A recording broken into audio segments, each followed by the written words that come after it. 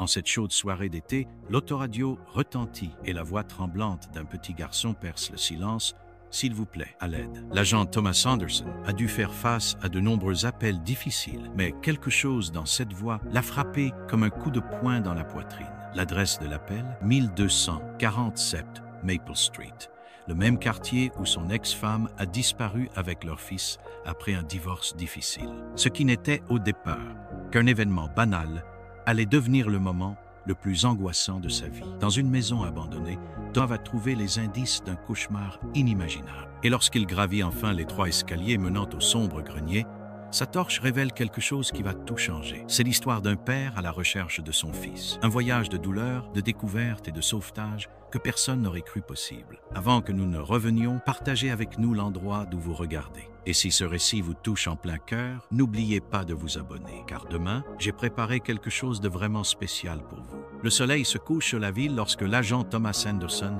conduit sa voiture dans les rues tranquilles de la banlieue. L'air conditionné fonctionne à peine en cette chaude journée d'été, mais il y est habitué. Sa partenaire, Sophia Martinez, observe attentivement le quartier par la fenêtre du passager, faisant parfois des commentaires sur la tranquillité inhabituelle de l'équipe. La radio grésille soudain, rompant le silence dans la voiture. La voix tremblante d'un petit garçon résonne dans le système de communication. « S'il vous plaît, à l'aide ». Le message était court, entrecoupé de sanglots, mais suffisant pour faire battre le cœur de Thomas. Le dispatcher indique que l'appel provient d'un quartier connu pour ses problèmes de drogue dans l'est de la ville. Malgré l'état d'abandon, des détails subtils indiquaient une présence humaine récente. Des pas dans les hautes herbes, une bouteille d'eau à moitié vide sous le porche et des rideaux qui bougent légèrement sur une fenêtre cassée. Sophia désigna un cordon électrique improvisé qui s'étendait d'un poteau voisin jusqu'à la maison, preuve que quelqu'un y vivait bel et bien. C'est lorsque Thomas trébucha sur un objet partiellement enfoui dans le sous-bois que son cœur faillit s'arrêter.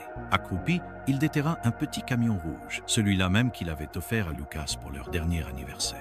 À côté, d'autres jouets familiers émergent du sous-bois. Un ballon de football usé, un ours en peluche auquel il manque un œil, souvenir d'une enfance interrompue. Le silence qui régnait dans la propriété était oppressant, rompu uniquement par le craquement des planches du porche sous ses pieds. Sophia dégaine son arme conformément au protocole, tandis que Thomas tente de contrôler sa respiration rapide. « Police de Chicago », annonça-t-elle d'une voix ferme. Aucune réponse ne vint de l'intérieur de la maison, juste ce silence étouffant qui semblait engloutir même le bruit lointain de la circulation. Quelque chose ne va pas du tout, et les 2 agents le sentent au plus profond d'eux-mêmes. Le cœur battant la chamade, Thomas teste la poignée de la porte d'entrée.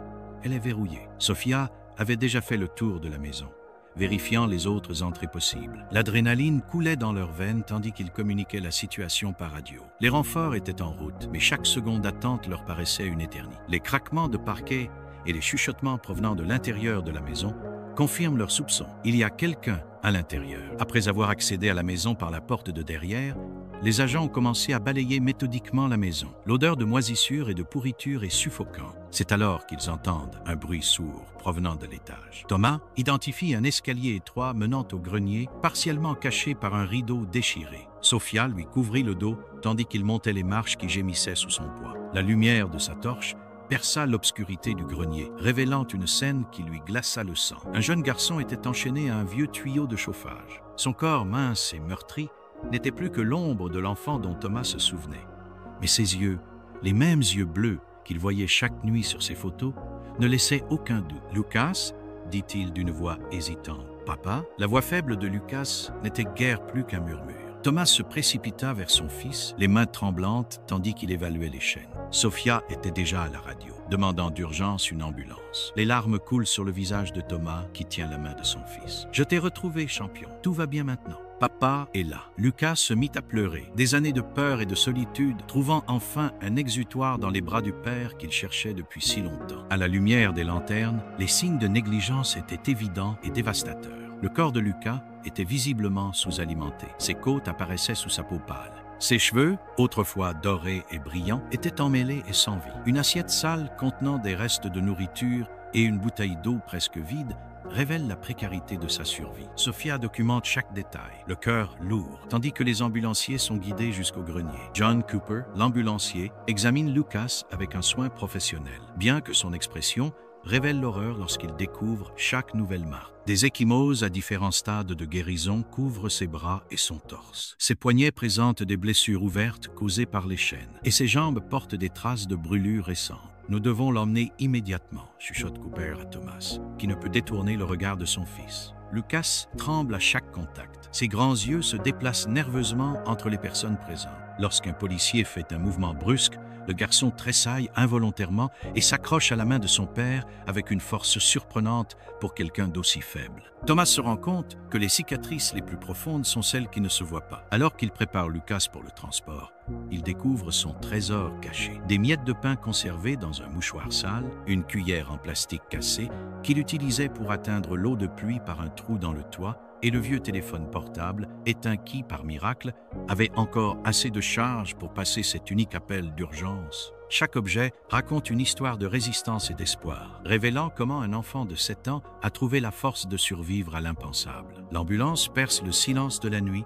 avec ses sirènes, tandis que John Cooper et son équipe travaillent rapidement. Lucas est placé sur le brancard avec une extrême précaution, chaque mouvement étant calculé pour ne pas causer plus de douleur. Thomas tient la main de son fils tout au long du processus, refusant de rompre le contact physique. « Ne me quitte pas des yeux, champion », murmure-t-il, tandis que les ambulanciers branchent les moniteurs et posent une perfusion. Pression artérielle 80, 50, fréquence cardiaque élevée, signe de déshydratation sévère, rapporte méthodiquement Cooper. L'équipe travaille en synchronisation, posant des perfusions et surveillant les signes vitaux instables de Lucas. L'oxymètre émet des bips alarmants, indiquant un faible niveau de saturation. Thomas regarde, impuissant, les tubes et les capteurs, reliés au corps fragile de son fils. Lucas marmonne. « J'ai du mal à respirer. » Ses yeux bleus s'écarquillent de peur. Cooper ajuste immédiatement le débit d'oxygène, tandis qu'un autre secouriste administre des médicaments pour stabiliser ses signes vitaux. Thomas sent la main de Lucas se relâcher et la panique monte dans sa poitrine. « Reste avec moi, mon fils. Reste avec moi, s'il te plaît, supplie-t-il,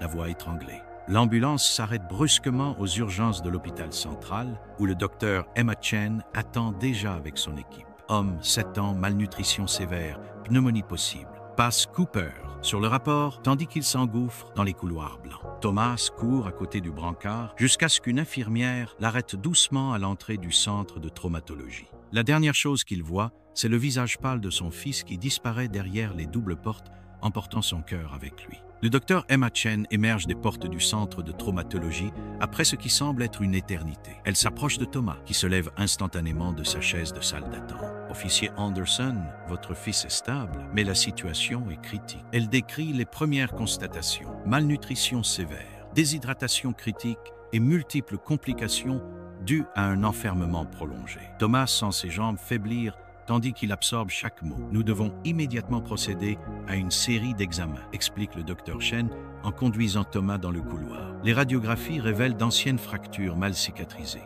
Les analyses de sang révèlent de graves carences nutritionnelles. Le docteur Sarah Patel, radiologue, pointe du doigt plusieurs zones inquiétantes sur les images. Les articulations ont subi des dommages importants en raison d'une immobilisation prolongée, explique-t-elle, sa voix professionnelle masquant à peine sa compassion. Chaque nouveau résultat apporte son lot de révélations inquiétantes. Signes de traumatisme répétés, traces d'exposition à des médicaments présents dans l'environnement, lésions rénales dues à une déshydratation chronique. Sophia, qui est restée aux côtés de Thomas tout au long de la procédure, documente chaque résultat pour le dossier pénal. Le visage du père se durcit à chaque nouvelle information, sa colère n'étant contenue que par son inquiétude pour son fils. L'équipe médicale se réunit pour élaborer un plan de traitement complet. Alimentation parentérale, antibiotiques pour combattre les multiples infections, physiothérapie pour retrouver la mobilité et suivi psychologique intensif avec le docteur Marcus Walsh. La convalescence sera longue, prévient le docteur Chen, mais Lucas est jeune et, étonnamment, il fait preuve d'une force intérieure remarquable. Avec le soutien adéquat, il a de bonnes chances de se rétablir complètement. Au fur et à mesure que Lucas devient suffisamment fort pour parler, des fragments de l'histoire commencent à émerger. Dans une chambre d'hôpital calme, sous la direction du docteur Marcus Walsh, Lucas révèle comment tout a commencé. « Maman a changé après l'arrivée de Derek », murmure-t-il en serrant l'ours en peluche que Sophia lui a apporté. « Elle a commencé à dormir beaucoup et a oublié de me nourrir. » Thomas tient la main de son fils, son cœur se brisant à chaque mot. Il découvre que Derek Stone avait des antécédents de violence domestique et de trafic de drogue. Il considérait Lucas comme un obstacle, un témoin indésirable de ses activités illicites. Amanda, devenue accro à la méthamphétamine, a permis à son petit ami de discipliner leur fils, fermant les yeux sur les abus croissants. L'enfermement dans le grenier a commencé comme une punition temporaire, mais est devenu permanent lorsque Derek s'est rendu compte qu'il facilitait ses opérations. « J'ai essayé de t'appeler avant », avoue Lucas à travers les larmes. Mais Derek a cassé le téléphone. Il a dit que tu ne voulais plus de moi, que tu avais une nouvelle famille. Le vieux téléphone portable que Lucas a utilisé pour passer l'appel d'urgence appartenait à l'un des clients de Derek et était passé inaperçu lors d'une transaction. Le garçon l'a caché pendant des semaines, attendant le bon moment, rassemblant son courage. L'enquête révèle un schéma d'abus systématique. Amanda échangeait le bien, être de son fils contre de la drogue, tandis que Derek utilisait la maison comme point de distribution. Les voisins admettent avoir entendu des cris, mais personne ne voulait s'en mêler. Thomas est pris de nausées lorsqu'il découvre que pendant tout ce temps, son fils n'était qu'à quelques rues de là, subissant un enfer qu'aucun enfant ne devrait connaître. Dans les moments calmes de l'hôpital, pendant que Lucas dort, Thomas revit les événements qui ont conduit à ce cauchemar. Le divorce a commencé après une série de disputes sur le comportement erratique d'Amanda. À l'époque, elle avait accusé le stress et une dépression postnatale tardive. Mais aujourd'hui, Thomas reconnaît les premiers signes d'une toxicomanie. Les audiences de divorce ont été âpres, Amanda manipulant le système, utilisant le travail imprévisible de Thomas en tant qu'officier de police contre lui. Le tribunal avait accordé la garde principale à Amanda, estimant que sa disponibilité à temps plein était plus stable pour Lucas. Thomas se souvient du jour où le juge a rendu son jugement, du sourire triomphant d'Amanda et de la promesse qu'il s'était faite de rester présent dans la vie de son fils, même si ce n'était qu'à temps partiel. Une promesse qui lui semble aujourd'hui bien insuffisante au vu des circonstances. Peu à peu, les visites programmées ont commencé à échouer. D'abord, il y eut des excuses plausibles. Lucas était malade, il avait des obligations scolaires, des fêtes d'anniversaire, puis vinrent les annulations de dernière minute et enfin, le silence. Les tentatives de Thomas pour faire respecter l'accord de visite se heurtent à des obstacles bureaucratiques et aux menaces voilées d'Amanda de le dénoncer pour harcèlement. Sophia retrouve Thomas dans la chapelle de l'hôpital,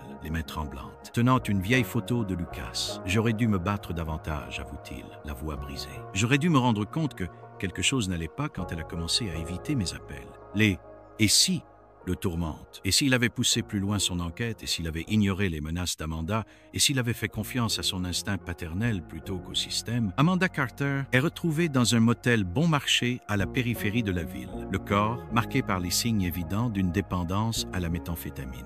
Pendant l'interrogatoire, elle alterne entre des moments de lucidité tourmentée et d'indifférence chimique. « Je voulais juste qu'il se taise », murmure-t-elle en parlant de Lucas. Sophia la regarde à travers le miroir, ses notes détaillant chaque confession incohérente. La transformation de la femme que Thomas aimait autrefois en une étrangère droguée est choquante.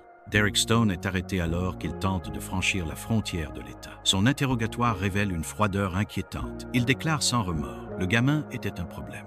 Toujours en train de pleurer, toujours en train de demander de l'attention. Le casier judiciaire de Derek révèle des antécédents de violences domestiques et de trafic de drogue dans 3 États différents. La maison de Maple Street n'était que son dernier centre d'opération et Lucas, une gêne à contrôler. Les voisins commencent à parler, révélant un réseau de complicité par le silence. Certains avouent avoir entendu des cris. D'autres remarquent que Lucas a disparu depuis des mois. Une femme âgée avoue avoir vu Derek porter de temps en temps de la nourriture au grenier, mais il ne voulait pas d'ennui. Chaque déclaration est un nouveau coup de poignard dans le cœur de Thomas, qui sait que son fils souffrait à quelques mètres de personnes qui ont choisi de ne pas agir. L'enquête met en lumière des défaillances systémiques alarmantes. Des rapports scolaires sur l'absence prolongée de Lucas ont été classés sans suite. Les rapports anonymes faisant état d'activités suspectes dans la maison ont été considérés comme non prioritaires. L'assistante sociale chargée de suivre le dossier après le divorce n'a jamais effectué de visite de contrôle. Une cascade de négligences institutionnelles qui ont permis au cauchemar de Lucas de se poursuivre pendant si longtemps. L'équipe médico-légale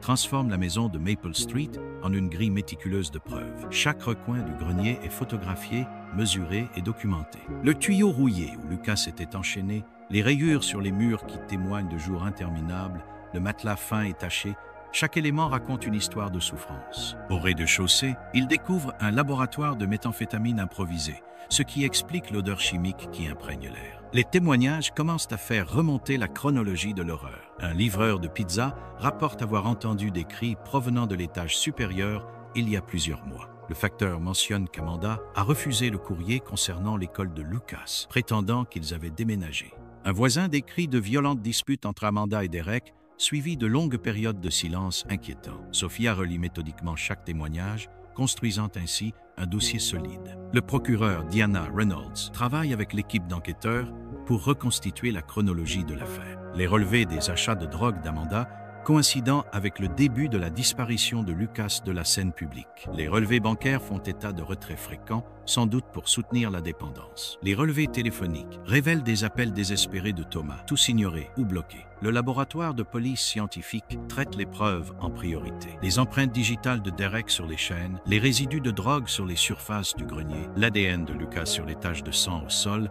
Chaque élément de preuve est catalogué avec une précision clinique. Le téléphone portable utilisé par Lucas lors de l'appel d'urgence devient la pièce maîtresse, car il contient non seulement l'enregistrement de l'appel de sauvetage, mais aussi des photos accidentelles qui documentent partiellement sa captivité. Dans l'unité de soins intensifs pédiatriques, Lucas s'efforce de reprendre des forces sous les soins attentifs du Dr Emma Chen. L'alimentation est progressivement réintroduite par voie parentérale afin d'éviter le syndrome de réalimentation. L'infirmière Grace surveille constamment ses signes vitaux, se réjouissant de chaque petit progrès. Thomas quitte rarement la chambre, dormant dans le fauteuil inconfortable à côté du lit, déterminé à ne pas manquer un seul instant du rétablissement de son fils. Le kinésithérapeute travaille patiemment avec Lucas, l'aidant à retrouver sa mobilité après des mois d'enfermement. Chaque séance est un combat contre la douleur et la peur. « Ça fait mal, papa », marmonne Lucas pendant les exercices, en serrant la main de Thomas. Mais sa détermination est impressionnante. Il n'abandonne jamais,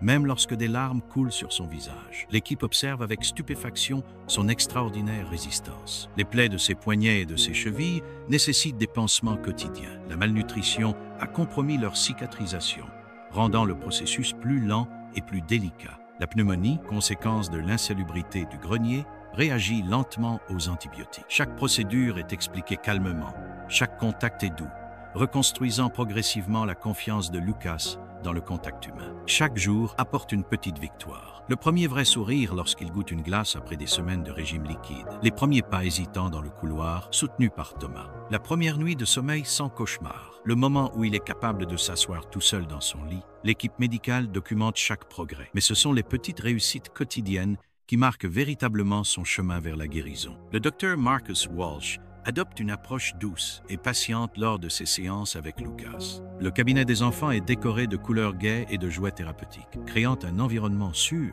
où Lucas peut s'exprimer. En dessinant et en jouant, le garçon commence à traiter son traumatisme. Thomas assiste à quelques séances, apprenant à soutenir le rétablissement émotionnel de son fils et à gérer sa propre culpabilité et sa colère. Peu à peu, la fréquence des cauchemars diminue. Lucas cesse de tressaillir lorsqu'il entend des voix plus fortes dans le couloir. Lors d'une séance particulièrement intense, il parvient enfin à parler de la peur paralysante qu'il ressentait dans l'obscurité du grenier. « Je chantais la berceuse que tu m'as apprise, papa », révèle-t-il tous les soirs pour ne pas me sentir seul.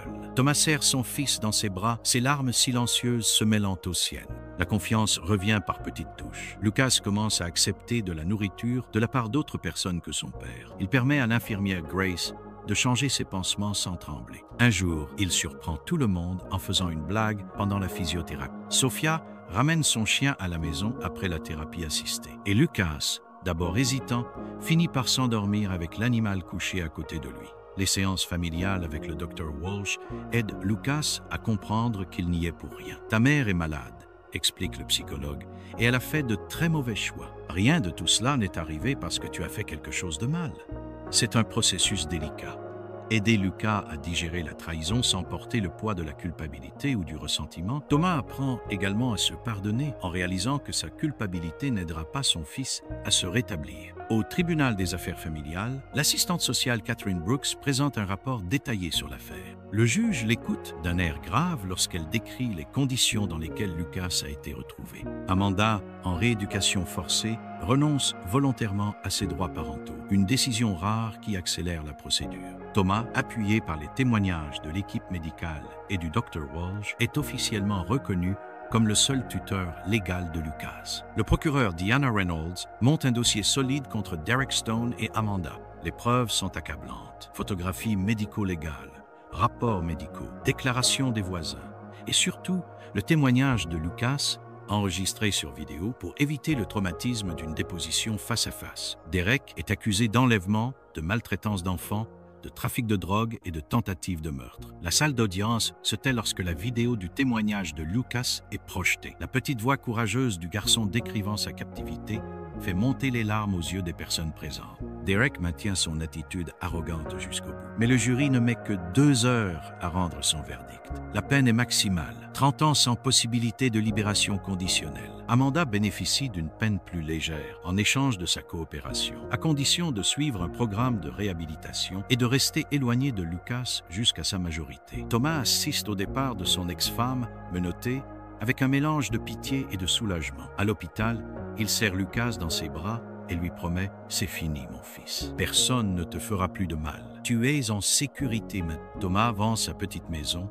et achète une maison de plein pied avec jardin dans un quartier calme, à proximité de la meilleure école de la région. La chambre de Lucas est peinte dans des tons bleus, sa couleur préférée, avec une grande fenêtre qui laisse entrer beaucoup de lumière, à l'opposé de l'obscurité qu'il a endurée pendant si longtemps. Sophia l'aide à la décorer en suspendant au plafond des lampes en forme d'étoiles et en remplissant les étagères de livres et de jouets. Lucas s'exclame « Regarde, papa !» lorsqu'il voit sa chambre pour la première fois, les yeux brillants de joie. Les premiers jours sont difficiles. Lucas se réveille désorienté la nuit, ayant besoin de savoir qu'il n'est plus dans le grenier. Thomas installe une veilleuse et laisse la porte de la chambre entrouverte en permanence. Il crée une routine réconfortante. Petit déjeuner ensemble, appels téléphoniques pendant les pauses de travail, dîners au cours desquels ils partagent les histoires de la journée. Le capitaine Sullivan réorganise les gardes de Thomas pour s'assurer qu'il est à la maison tous les soirs. Peu à peu, une nouvelle normalité s'installe. Lucas commence à prendre des cours particuliers pour rattraper le temps perdu, faisant preuve d'une soif de connaissances impressionnante. Les séances de kinésithérapie se poursuivent, désormais à la piscine locale, où il gagne en force et en confiance. Thomas apprend à cuisiner des plats nourrissants, en suivant les recommandations de la nutritionniste, transformant chaque repas en un moment de complicité. Le premier sourire, vraiment insouciant de Lucas, survient lors d'un après-midi au parc, lorsqu'un chiot lui lèche inopinément le visage. Le son de son rire est une musique pour les oreilles de Thomas. Ces moments de pure joie deviennent plus fréquents. Jouer avec le manguier dans le jardin, construire des forts en oreiller, lire des histoires ensemble avant de dormir. Chaque sourire est une victoire, chaque rire un trésor précieux. Les soirées deviennent un moment sacré pour Thomas et Lucas. Allongés dans le hamac du jardin, ils regardent les étoiles en parlant de tout et de rien. Lucas commence à poser des questions sur le passé, sur les souvenirs heureux qu'ils partageaient avant leur séparation. « Tu te souviens de la fois où nous sommes allés camper dans le jardin ?» demande-t-il en se blottissant contre son père. Thomas sourit, son cœur déborde d'amour et il se rend compte que tous les souvenirs ne sont pas entachés de traumatisme. La famille élargie se mobilise pour l'aider à se rétablir. L'oncle Pedro, le frère de Thomas, lui rend régulièrement visite, apporte sa guitare et apprend à Lucas à en jouer. Grand-mère Maria passe des après-midi entiers dans la cuisine avec son petit-fils, préparant des biscuits et racontant des histoires sur l'enfance de Thomas. Chaque membre de la famille contribue à sa manière à reconstruire le sentiment d'appartenance de Lucas. Dans sa nouvelle école, Lucas commence lentement à se faire des amis. Sa première invitation à une fête d'anniversaire est un moment d'anxiété et d'excitation. Thomas l'observe de loin tandis qu'il interagit avec les autres enfants. Son cœur se réchauffe en voyant son fils sourire et jouer normalement. Sophia organise des rencontres avec son neveu du même âge et Lucas a bientôt son premier meilleur ami. Chaque jour, le lien entre le père et le fils se renforce. Thomas apprend à lire les signes subtils d'anxiété de Lucas et développe des moyens de le calmer. Lucas, quant à lui, commence à exprimer plus ouvertement ses sentiments. Un soir, pendant le dîner, il dit spontanément « Je t'aime, papa ». Ce sont des mots simples, mais chargés d'une signification profonde. La preuve que malgré tout, l'amour entre eux n'a pas seulement survécu, mais s'est renforcé. Au cours d'une séance commune avec le Dr Walsh, Thomas affronte enfin ses propres démons. « J'ai trop fait confiance au système », admet-il, la voix chargée de regret. « J'ai cru que les institutions protégeraient mon fils. » Le psychologue aide le père et le fils à comprendre que la culpabilité et les regrets, bien que naturels, ne peuvent pas changer le passé. Il faut maintenant se concentrer sur la construction d'un avenir meilleur en tirant parti des dures leçons apprises. Thomas réorganise complètement ses priorités. Il accepte une promotion au poste d'enquêteur sur les crimes contre les enfants, ce qui lui permet d'avoir des horaires plus réguliers. Il installe des systèmes de sécurité chez lui et établit des protocoles d'urgence qui permettent à Lucas de se sentir en sécurité sans être surprotégé. Je ne peux pas empêcher toutes les mauvaises choses dans le monde, explique-t-il à Lucas. Mais je peux t'apprendre à être suffisamment fort et intelligent pour y faire face. Lucas fait preuve d'une étonnante maturité dans l'analyse de son expérience. Lors d'une présentation à l'école sur les héros, il parle de résilience et de courage, en utilisant sa propre histoire comme exemple, sans mentionner les détails traumatisants. Ses camarades de classe et ses professeurs sont émus. Et Thomas se rend compte que son fils fait de sa douleur une force. « Je ne te quitterai plus jamais », avait promis Thomas cette nuit-là à l'hôpital. C'est une promesse qu'il renouvelle chaque jour par des actes, assister à toutes les présentations à l'école, respecter les routines établies, être présent pour les grands et les petits moments. Lucas apprend qu'il peut faire confiance aux promesses de son père, une certitude qui l'aide à guérir les blessures de son abandon antérieur. Assis sur le balcon de sa nouvelle maison, Lucas partage avec Thomas ses projets d'avenir. « Je veux être médecin, papa », dit-il avec de la détermination dans les yeux, comme le docteur Chen, pour aider d'autres enfants. Thomas s'émerveille de voir comment son fils a réussi à transformer son expérience traumatisante en quelque chose de positif. Le garçon qui a à peine survécu rêve maintenant de sauver des vies et son père promet silencieusement de faire tout ce qui est en son pouvoir pour que ce rêve devienne réalité. Ensemble, ils commencent à construire un chemin vers ses objectifs. Thomas se constitue une épargne pour l'école de médecine. Lucas se consacre à ses études avec une détermination impressionnante, en particulier dans le domaine des sciences. La table du salon devient un petit laboratoire où père et fils font des expériences le week-end. C'est comme être détective, observe Lucas, mais en enquêtant sur le fonctionnement du corps. Chaque réussite est célébrée, qu'elle soit grande ou petite. Le premier A a un examen de sciences, la médaille à la foire scientifique de l'école. La première fois que Lucas réussit à dormir une nuit entière sans faire de cauchemar. Thomas tient un journal de ses victoires, preuve tangible des progrès de son fils. « Regarde le chemin que tu as parcouru », dit-il à Lucas en lui montrant les pages terminées. L'avenir, autrefois si incertain et effrayant, est aujourd'hui plein de possibilités. Lucas n'est plus défini par son traumatisme, mais par ses rêves et ses réalisations. Lors d'un pique-nique dans le parc, en regardant son fils jouer avec d'autres garçons, Thomas se rend compte qu'ils ont réussi, qu'ils n'ont pas seulement survécu, mais qu'ils ont prospéré. Les ténèbres du passé ont été remplacées par la lumière de l'espoir et les possibilités infinies que l'avenir leur réserve. Thomas prend officiellement la direction de l'unité des crimes contre les enfants, transformant son expérience personnelle en mission professionnelle. Son point de vue unique de père et d'officier de police apporte une nouvelle approche au service. Il met en place des protocoles plus stricts pour enquêter sur les cas de maltraitance et de négligence, veillant à ce qu'aucun enfant ne soit oublié par le système comme l'a été Lucas. Sophie, qui est toujours sa partenaire, observe avec fierté comment il transforme la douleur en objectif. La routine quotidienne retrouve son rythme naturel. Thomas apprend à concilier les exigences du travail et les besoins de Lucas. Les réunions importantes sont programmées à des heures qui n'interfèrent pas avec les activités scolaires. Le téléphone portable est toujours à portée de main, mais pendant les moments passés avec Lucas, les notifications sont mises en sourdine. La seule urgence qui compte, dit-il à son équipe, c'est que mon fils ait besoin de moi. Chaque décision est prise en pensant à Lucas. Le choix des dossiers, les horaires de travail, même l'emplacement de la nouvelle maison, tout est soigneusement étudié pour garantir la stabilité et la sécurité. Thomas apprend à dire non aux heures supplémentaires inutiles et oui aux moments importants avec son fils. Le capitaine Sullivan soutient pleinement cette nouvelle approche, reconnaissant qu'un détective équilibré est plus efficace. La transformation est visible non seulement au travail, mais aussi dans tous les aspects de la vie de Thomas. Son appartement, autrefois spartiate, est aujourd'hui une maison chaleureuse, remplie de photos, de dessins de Lucas et de signes d'une vie de famille heureuse. Il a appris à cuisiner, maintient une routine régulière et a même commencé à faire du sport avec son fils. Mais le changement le plus significatif se trouve dans ses yeux, l'étincelle d'un homme qui a trouvé sa véritable raison d'être. Le jour du premier anniversaire du sauvetage, Lucas propose de visiter la vieille maison de Maple Street. Thomas hésite d'abord, craignant que ce ne soit trop tôt, mais le Dr Walsh approuve l'idée, estimant qu'elle fait partie du processus de guérison. Une fois sur place, il découvre un lieu transformé. La maison a été démolie et remplacée par un petit jardin communautaire. C'est magnifique maintenant, observe Lucas en tenant la main de son père. Des fleurs poussent là où il y avait de l'obscurité. Les marques physiques commencent à s'estomper. Les cicatrices sur les poignets de Lucas s'éclaircissent, tout comme les souvenirs douloureux perdent de leur intensité. Lors d'un examen de routine, le docteur Chen constate avec satisfaction que la croissance et le développement de Lucas se normalisent. Son corps guérit aussi bien que son esprit, commente-t-elle. Les séances avec le Dr Walsh s'espacent et se concentrent désormais davantage sur la croissance que sur la guérison. Un après-midi tranquille, Lucas pose une question surprenante. Pouvons-nous rendre visite à maman en cure de désintoxication? Thomas prend une grande respiration et consulte le docteur Walsh avant de prendre une décision. La rencontre est brève et supervisée. Amanda, sobre depuis des mois, reconnaît à peine son fils sain et confiant devant elle. Lucas lui offre un pardon qu'elle ne mérite peu, être pas, mais qu'il doit lui accorder pour aller de l'avant. La paix ne vient pas comme un moment dramatique, mais dans les petits moments de la vie quotidienne, dans le son du rire insouciant de Lucas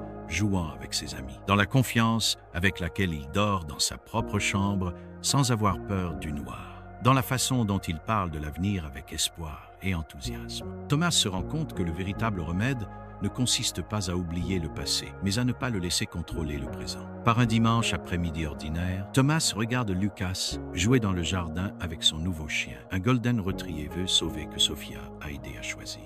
Le rire de son fils résonne dans l'air libre et sincère. C'est dans ces moments simples que Thomas réalise à quel point leur lien s'est renforcé. Le traumatisme qui aurait pu les détruire les a rapprochés d'une manière que les mots ne peuvent décrire. « Papa, regarde !» s'écrie Lucas en montrant un tour qu'il a appris au chien, les yeux brillants de fierté. Par une nuit étoilée, allongé sur l'herbe dans le jardin, Lucas pose une question qui surprend Thomas. « Papa, tu crois que j'oublierai un jour tout ce qui s'est passé ?» Thomas réfléchit attentivement avant de répondre « Peut-être pas, mon fils, mais tu apprendras à porter ces souvenirs d'une manière différente. Et quoi qu'il arrive, je serai toujours là pour t'aider à porter ce poids. Les projets d'avenir se déroulent naturellement. » Lucas excelle à l'école, surtout en sciences, ce qui nourrit son rêve de devenir médecin. Thomas commence à planifier une maison plus grande, peut être avec un laboratoire de sciences au sous-sol, un endroit pour faire des expériences en toute sécurité, plaisante-t-il. Chaque décision est prise ensemble, ce qui renforce leur partenariat père-fils.